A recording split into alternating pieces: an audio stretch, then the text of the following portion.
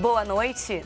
Eu sou a Karina Cardoso e começa agora o Caiu no Enem, um programa feito para você que nos acompanha aqui pelo portal EBC, pelas rádios MEC e Nacional e também pela TV Brasil. Aqui nos nossos estúdios em Brasília, a gente bate um papo com professores que estão por dentro do Enem, o Exame Nacional do Ensino Médio. Eles vão comentar as principais questões da prova de hoje e também, claro, vão dar dicas quentíssimas para a redação de amanhã. Mas, o convidado especial aqui é você, viu? Participe enviando a sua dúvida ou o seu comentário pelo Facebook em EBC na Rede ou então pelo Twitter, @EBC na Rede. Aí é só mandar o seu recadinho usando sempre a hashtag EnemDia1. O Enem foi aplicado hoje em todo o país para mais de 7 milhões de inscritos. Aliás, o número caiu um pouco em relação ao ano passado, quando o Enem bateu um recorde de mais de 8 milhões de candidatos. Mas o Enem continua sendo a maior porta de entrada do estudante do ensino médio para o ensino superior.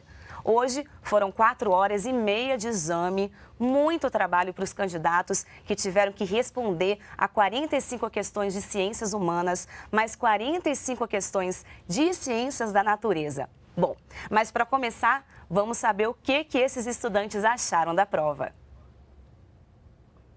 Achei mais fácil que a do ano passado. Achei bem mais tranquilo. Em relação ao Enem do ano passado, eu achei essa prova bem difícil. No geral, estava tranquila a primeira parte, a segunda parte já estava um pouco mais difícil, quando envolve química, biologia também. Eu achei que caiu bastante filosofia e sociologia, não esperava. Muitas questões assim que, assim, na nossa própria vida, no dia a dia, são questões que você vê direto, então foi bacana. É uma prova que pega muito raciocínio, né, assim, e pouco decoreba, essas coisas não tem, sabe? Muito assunto cotidiano, assim. Quem acompanha muito jornal faz uma boa prova, assim, e estudou bem, né? Legal. Pois é. A nota do Enem serve para conquistar aquela tão sonhada vaga na universidade pública e também para conseguir uma bolsa em uma faculdade particular pelo programa Universidade para Todos. O Enem serve até para quem quer estudar fora do país. Hoje, por exemplo, 6 universidades de Portugal aceitam a nota do exame para selecionar os alunos brasileiros. Não é pouca coisa, né? E como você deve estar aí super ansioso para saber se mandou bem na prova de hoje, vamos começar aí o nosso bate-papo com os professores e vamos falar da prova de Ciências da Natureza. Aqui no estúdio eu tenho ao meu lado o professor de Química, Jonas, o professor também de Física, William Santos, e o professor Guga, de Biologia. Boa noite, professores. Tudo bem com vocês? Tudo bom. Pois é, vamos começar aí o nosso bate-papo. Sejam bem-vindos. Eu queria saber, de forma geral, o que os senhores acharam da prova de hoje. Pelo VT que nós vimos aí, os alunos estavam confiantes, né? Pareceram aí confiantes, sem grandes dificuldades. Professor Jonathan, o seu parecer? A prova de Química, ela tem uma característica desde 2009, dentro de um padrão em que o que cai normalmente é a mesma coisa, né? Então a gente tem uma evolução da parte conteudista. É uma prova que tem se tornado um pouco mais complexa, mas continua cobrando sempre os mesmos assuntos, como bem colocou ali um dos candidatos à prova, questões do cotidiano, situações do nosso dia a dia. E sim, a prova de Química, às vezes, ela gera um impacto maior, principalmente na impressão que o aluno tem, porque envolve as reações orgânicas, por exemplo, que tem, o aluno olha para aquele tanto de reação, aquele tanto de substância química, às vezes se assusta e perde até o foco da interpretação da questão, que não é tão complexa, não é tão difícil. E a química aparece também de forma geral, né, em grande parte da prova, o que pode causar um susto maior para os candidatos. Sem dúvida nenhuma, né? O aluno tem uma impressão de que a prova de química, que foi mais cobrado ali, né, mais questões de química do que biologia ou física, quando na verdade a gente tem uma divisão bem igual de 15 questões de cada uma, né, na parte de ciência da natureza, mas o fato da química envolver, por exemplo, substâncias químicas que podem influenciar de alguma forma dentro da biologia, ou assuntos como gases, que tem a ver tanto na física quanto na química, dá a ideia de que a prova dá essa impressão. Que tem mais questões de química do que das outras disciplinas. Professor Jonatas, daqui a pouquinho a gente fala mais sobre isso. Agora, professor William, o que a gente pode falar aí de física da prova de hoje? Eu achei a prova de física bem equilibrada. muitos textos e textos longos, assim, então acho que dificultou um pouco o aluno, né? E textos onde era muito complexo também dentro do texto, porque era muito cheio de detalhes e esses detalhes faziam muita diferença. Fiquei surpreso também pela quantidade de cálculo. Ano passado, a prova do Enem praticamente não foi necessário resolver uma conta para resolver a prova de física, né? E esse ano sim já foi um diferencial. A parte de eletricidade praticamente não caiu, a gente teve uma questão só de eletricidade, isso foi uma surpresa muito grande, né?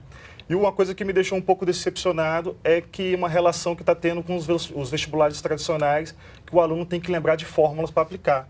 Isso eu fiquei muito surpreso. E isso foi uma novidade na prova desse ano? Pois é, para mim foi. Ano passado não tinha essa necessidade e esse ano apareceu. Essa seria talvez a única parte mesmo de decoreba nessa Sim, prova? Com certeza.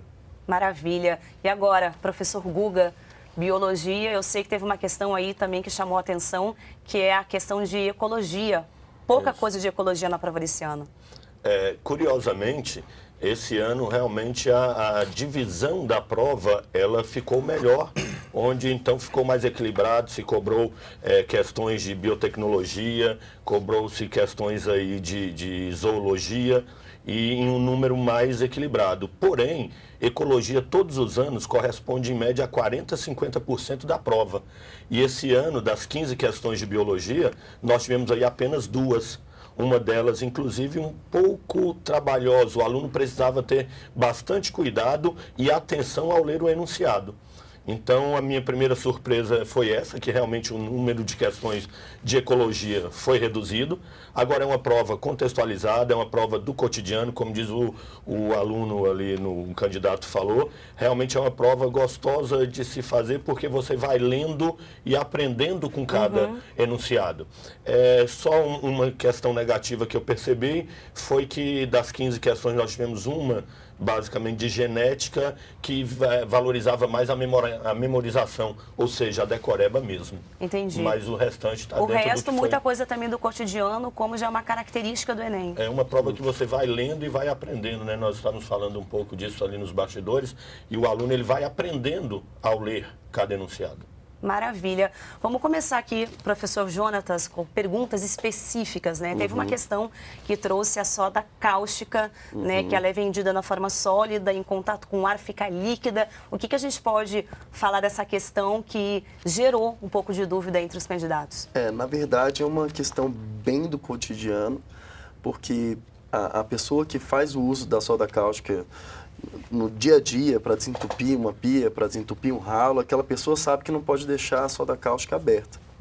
O produto, né, o hidróxido de sódio, que é o componente principal ali da soda cáustica, ele tem uma característica higroscópica. E o que é isso? É uma característica de retirar a água do meio, absorver a água do meio. A dona de casa, ela sabe que vai usar a soda cáustica para desentupir. Ela sabe que vai usar a soda cáustica num ralo, enfim, ela sabe como usar. E ela sabe como armazenar, que é fechada, que não pode deixar aberta. E ela sabe a razão disso, ela sabe que a soda cáustica absorve a água do meio, né? Então, ainda que você não soubesse que o componente principal, que é o hidróxido de sódio, ele é uma substância higroscópica que tem essa capacidade de retirar a água do meio, a dona de casa saberia responder, porque ela sabe como armazenar aquele produto dentro de casa para que não estrague, para que ela realmente possa utilizar. Ou seja, mais uma vez, muito cotidiano, muita interpretação. Sem dúvida nenhuma. Não é uma questão difícil, é uma questão realmente que o professor que trabalhou dentro do Enem, ele com certeza trabalhou dentro de uma linha em que o aluno sabe pensar na forma do dia a dia, a química do cotidiano, a química do dia a dia, situações corriqueiras. Claro que vamos ter questões mais polêmicas, um pouco mais complexas, mas sempre teremos questões mais fáceis. Professor, você estava falando que essa prova teve um grau de dificuldade um pouco maior em relação ao ano passado, mas ainda assim não é considerada uma prova difícil. Não, continua, eu poderia dizer que a parte de química orgânica, ela continua sendo uma parte que às vezes eles aprofundam um pouquinho mais em uma questão. Eu pude anotar aqui rapidamente 3 questões dentro da química orgânica, então posso dizer que caiu mais química orgânica do que as outras disciplinas, de um modo geral, se eu tivesse que especificar. Mas as questões de química orgânica, ainda assim, um aluno que consegue ler, compreender o que está escrito no comando, buscar ali dentro do texto a opção que vai realmente corresponder, ele consegue resolver. Agora, eu diria que dentro da parte de química orgânica, um pouco mais complexo, porque envolve uma parte mais aprofundada, às vezes, no caso aí da química orgânica, ele tem que colocado sobre reações orgânicas, ou como na prova passada, a parte de isomeria, que são questões um pouco mais complexas, não difíceis, mais complexas. Não são mais do cotidiano, mas o aluno que está no ensino médio, o aluno que está se preparando, ele tem que ter essa condição para responder. Tem condições de fazer, né? Sem dúvida nenhuma. Agora, vamos pular agora para a física de novo, professor William. A gente até tem uma imagem da prova que fala da câmara escura, que ela foi comparada ao olho humano. Eu queria que você falasse um pouquinho dessa questão e para o pessoal que acompanha a gente pelo rádio, se você pudesse descrever exatamente o que está nessa imagem. Pois é, essa imagem aqui é uma câmara escura, onde tem um orifício, né, onde vai passar o raio, e ele é projetado num pano no fundo dessa câmara aqui. E ele faz justamente uma comparação com o olho, né? Um aluno que conhece a estrutura do olho e o comportamento do raio de luz dentro do olho foi uma questão muito tranquila, né? Foi uma questão muito fácil, onde é projetada a imagem no pano, e ele pergunta na questão, né, qual a analogia que a gente pode fazer com o tecido dentro do seu olho. E é justamente onde é projetada a imagem, que é na retina, uma questão muito tranquila. Se tem o conhecimento do olho, apenas um reconhecimento do fenômeno e ponto ganho. Feliz da vida. Maravilha, ou seja, também não tinha um grau de dificuldade tão grande assim. Isso, bastava ter um conhecimento aí do inicial que dava para direcionar bem a questão. Isso. Respeitando assim, o Enem, com certeza, toda a prova do Enem que você pega, ele tem questões fáceis, médias e difíceis, né? Então, assim, essa daqui foi para cumprir tabela mesmo, tendo aquela fácil para o aluno realmente garantir essa pontuação. Agora, teve uma questão interessante também que o pessoal tem comentado nas redes sociais, que exigiu um cálculo maior, um cálculo mais denso, que é a questão de energia elástica. Essa realmente foi uma questão com grau de dificuldade maior por conta do cálculo, da fórmula? Pois é. Aquela questão que fala na prova, né? Um garoto foi à loja comprar um estilingue e encontrou 2 modelos. Aquela questão do estilingue.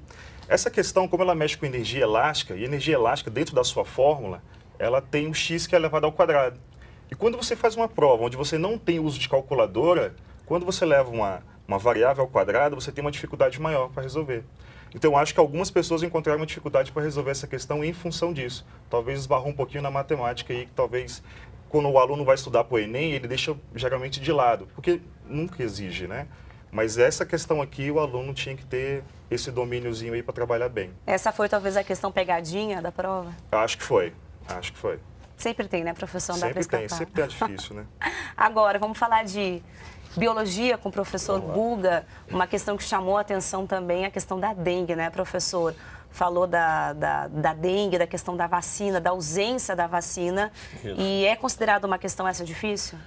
Não, veja só, uma outra curiosidade também em relação à prova deste ano é porque foi trabalhado bastante a questão de doenças, programa de saúde. Então, nós tivemos aí 2 ou 3 questões relacionadas a doenças. E, nesse caso, eu entendo como uma questão fácil, porque nós trabalhamos bastante com os alunos que o vírus ele tem um alto poder de mutação, ele tem uma alta mutabilidade, o que dificulta o desenvolvimento de medicações.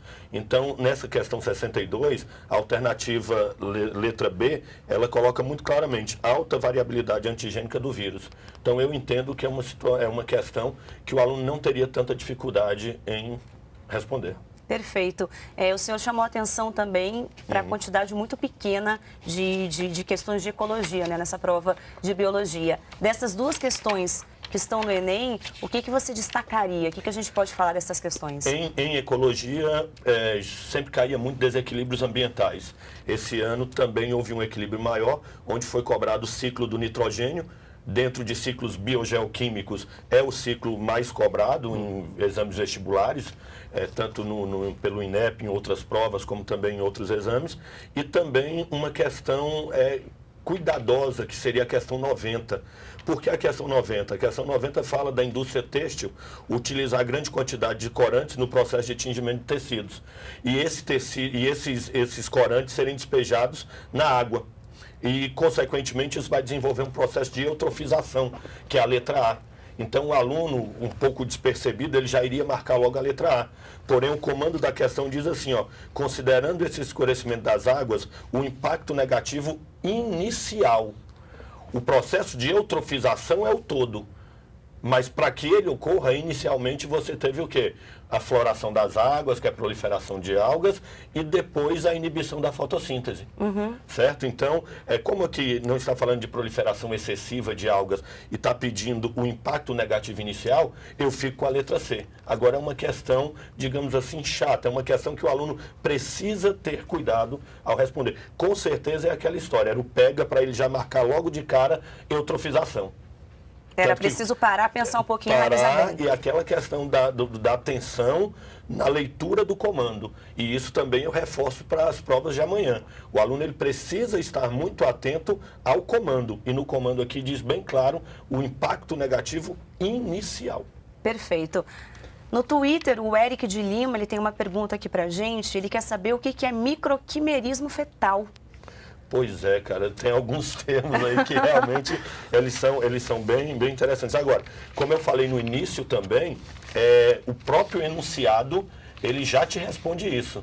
Eu não me recordo aí qual foi a questão, mas ele mostra que é justamente quando você tem um indivíduo apresentando um conjunto de células ou um conjunto de material genético proveniente de um indivíduo distinto. Até se não me engane, no texto fala-se sobre algumas mulheres que já tiveram filhos homens e que apresentam algumas células masculinas nos seus tecidos. Perfeito. Então é um conjunto de células que não foi proveniente, por exemplo, aí da mulher, mas sim de um outro indivíduo, de um indivíduo distinto, que no caso, aqui pelo enunciado, deixa entender que seria do filho. Então tá bom, tá respondido aí, Eric, a gente espera que sim, né? Eu espero que sim. O pessoal mas tá no realmente Twitter. É novidade. O pessoal tá no Twitter aqui com a gente, quem quiser participar, viu? @EBC na rede, manda sua pergunta, usa o hashtag sempre caiu no Enem 1. E vamos lá aqui, ó, tem outra pergunta aqui da Patrícia Borges, ela disse que teve muita dificuldade com a questão dos circuitos elétricos, inclusive tem uma imagem aí dessa questão. Quem responde para mim essa questão aí dos circuitos elétricos? William. Essa questão é uma questão tranquila, onde ele quer ligar um monitor, um computador e uma lâmpada, certo? E onde a lâmpada ele quer desligar independente do computador e do monitor. Bem, se você der uma olhada no gabarito, né, que é a letra E, você pode observar que o interruptor está ligado apenas à lâmpada.